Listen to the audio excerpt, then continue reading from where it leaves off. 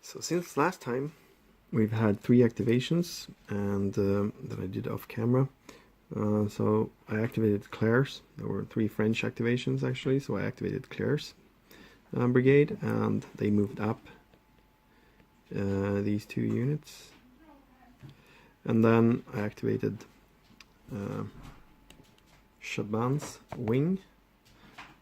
Tried to fire these guns at the Dutch guns that I also moved up, and then I also tried to rearrange these units so that they started to back up and change facing a little bit to orient themselves towards the action here. I'm leaving myself a little bit vulnerable to these cavalry units over here, but they are shaken right now, so at this moment there's no immediate danger there, I think. And then I also activated Löwendahl's detachment, so they moved up along the road here with all the infantry, and then the cavalry did some charges here. One failed charge, these units went into a square, and they got a special result actually, but that completely eliminated the French cavalry unit. The other one was a success, and they pursued this unit, and that is now routed. I ran out of routed markers and took a lot of losses. But now, when I rolled for it, actually, by the way, I still didn't get any end of turn, so we're still quite a lot of activations left this turn. And now something interesting happened, which is that I rolled a 00 for the initiative die roll, and when you do that in Fontenoy, you have to check for army morale. So now we have to roll for the army morale, and basically what happens now is that we count all the losses and all the loss total, which is all the losses plus all the currently routed. So the French have 123, which is we have to roll on the 100 or more current loss level. So on this table here, you can use command ratings points. So the Sax has 5 left, and actually for these special results you can use how much you want. You can never use well, actually I think he has to save 2 in order to be able to move. Cumberland has already moved, so he can spend this +1 that he has. So the Dutch are up to 83, and they will actually roll now directly on their worst column here, and they cannot use they don't have an army leader that can use. I think Waldeck cannot add his initiative rating, so they will just have to roll here on the 80+ column. So I guess we could do that first. So the Dutch, it's quite important die roll. Of course, if they roll 9, for example, for the rest of the game, all of their efficiency ratings will be increased by 10, which would be huge. So let's see what they get. 4. So we are at the game turn 11:20, and the first time we rolled on the 80+, and the result that we got was 4, and that is +5, and the current total is now +5. So when these cumulative modifiers come up to a total of 40 for both allied armies, then they will actually retreat and they've lost the battle. Of course, this +5 is going to make it increasingly more difficult to actually do stuff over here for the Dutch. Okay, so now we go to the French, I think. So they're on 123, as I said. They need to roll on the 100+ column. So I have to double check now. I'm not sure that the Sax now, because they are still up so much in command rating, they could use a lot of these to modify the die roll. without actually suffering much from that. I have to check if they can use all of it, or if they are still if they still have to save 2 to be able to move. So it looks like they can use with whatever is left. That's the wording. So, but I think they will still save. They will modify it by using 3, just in case I'm making some mistake here. So they will save +2. So they use 3 of their command rating, Cumberland's command rating. So basically they get a -3 on this die roll, and we use this table here. 4 minus 3, that's 1.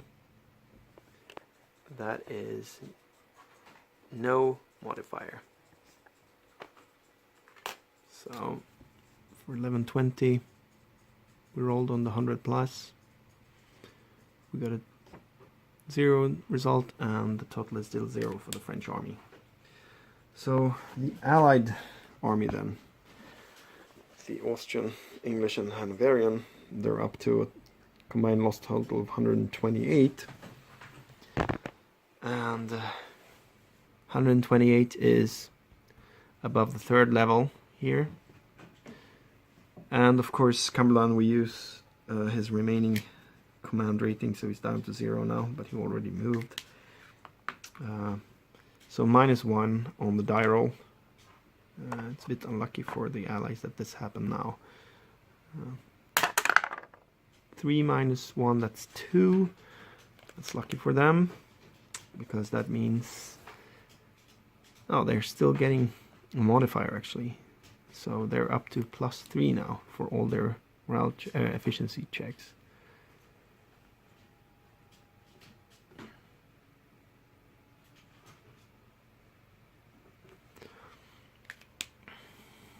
And now the next hour, if they haven't come up to another level here, they actually won't have to roll again. I think the French are in a bit of a danger zone. Well, actually, I guess the Allied army as well. But they could potentially come up to 150 and have to roll again.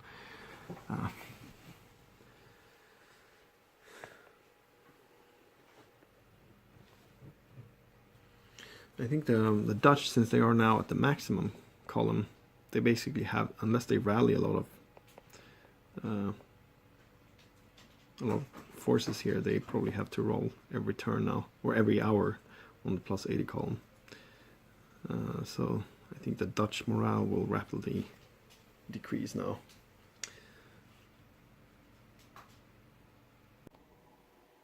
Okay, so we are now at the end of the 1120 turn, and the French got a lot of activations, but finally, just before the end, actually the English cavalry also got an activation. So, but first I'm just gonna say what all the French did. So basically they activated some commands over here, one at a time, just try to pass the time. They didn't really do anything. The only notable thing I think that that they did was that Croatia over here tried to close combat. They moved up this line here a little bit, moved 1 space closer, and then they tried to close combat this stack, and that failed miserably. So they actually both, one of them I think was completely destroyed, and the other got routed. Oh, they both routed away, I think, yes. So I ran out of routed markers, so he is routed. And also, of course, yes, Noyales cavalry brigade moved closer here to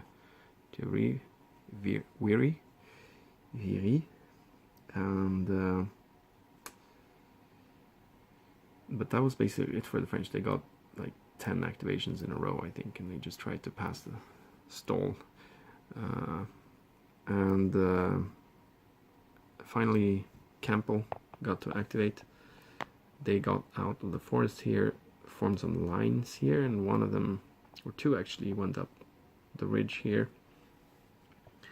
And one did a successful charge on one of Claire's battalions here, which got, it was a disordered unit with only 3 strength points left, and that one got totally obliterated. And this cavalry, actually, I think it only got 1 loss. 1 in the, well, 2 actually in total, 1 in the close combat and 1 in the defensive fire. So now we do rally, which is what you do at the end of the turn. I'm just going to show you a little bit what we have to rally, and then I'm going to do all the rally off camera and show you again what it looks like afterwards. So basically the French have these units that I talked about before.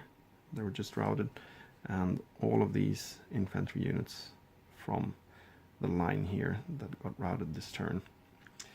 Of course, they still have some routed units left from the previous turn. I think they have 1 unit over here, 1 stack. They have 1 stack over here that's routed, but basically it's mostly all about these units here and trying to get rid of these shaken results also. Importantly, these Gersans here, they are also shaken. And for the Allies, things are looking a little bit worse. They have plenty of routed units. This one here, over here to start with. Then of course we have some shaken units down here. We also have, since way back, these routed units in the forest.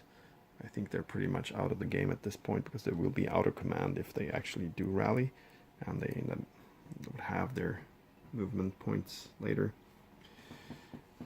So we have this cavalry unit here, and importantly over at Fontenoy we have these 4 stacks that are routed, and the Dutch army now has a plus, it now has a +5 on all morale checks. So not only will they get +15 for being both routed, for being routed when they try to rally, but they also get +5, so +20. So I doubt they will actually be able to rally that many. Of course, over here the French do have some shaken units, and well, it could still be interesting to see exactly what manages to rally here.